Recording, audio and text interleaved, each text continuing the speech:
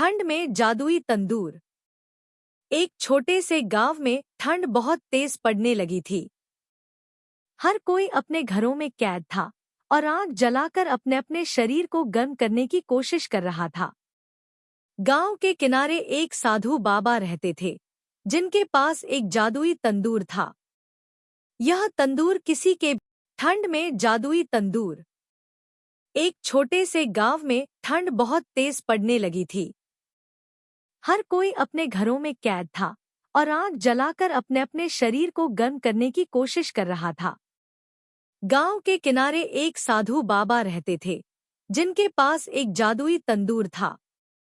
यह तंदूर किसी के भी मन की इच्छा पूरी कर सकता था, बस उसे सही इरादे से उपयोग करना पड़ता था। एक दिन गांव के लोग ठंड से परेशान होकर साधु बाबा के पास गए और उनसे मदद मांगी। साधु बाबा ने कहा, अगर तुम मेरे तंदूर से गर्मी पाना चाहते हो, तो सबसे पहले तुम्हें अपनी इच्छाओं को शुद्ध करना होगा।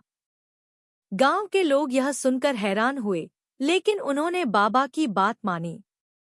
बाबा ने तंदूर को जलाया और हर एक व्यक्ति को तंदूर के पास जाकर अपनी सच्ची इच्छा बताने को कहा। एक एक करके गांव के लोग तंदूर के पास गए और अपनी इच्छा व्यक्त की। पहले व्यक्ति ने कहा, मुझे सिर्फ गर्मी चाहिए, ताकि मेरी ठंड दूर हो सके। तंदूर ने उसे गर्मी दी, लेकिन वह ठंड में कुछ समय बाद फिर से ठंडा महसूस करने लगा। दूसरा व्यक्ति आया और बोला, मुझे इस ठंड में अपने परिवार के लिए रोटियां चाहिए। तंदूर ने उसे रोटियां दी, लेकिन वह भी जल्द ही असंतुष्ट हो गया। फिर एक गरीब किसान तंदूर के पास आया। उसने कहा, मुझे सिर्फ यह चाहिए कि मेरे पास जो कुछ भी हो, उससे मैं दूसरों की मदद कर सकूं।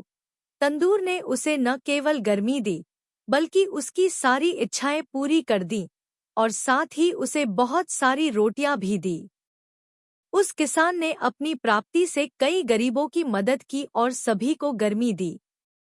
गांव के लोग हैरान थे, क्योंकि यह किसान सबसे गरीब था, लेकिन उसकी सच्ची इच्छा और निस्वार्थ सेवा की भावना ने तंदूर से अपार दान प्राप्त किया। नैतिक शिक्षा। इस कहानी से हमें यह सीखने को मिलता है कि सच्ची खुशी और सफलता दूसरों की मदद करने में है। जब हम अपनी इच्छाओं को केवल अपने लिए नहीं, बल्कि दूसरों के भले के लिए रखते हैं, तो हमें जीवन की असली खुशियां मिलती हैं।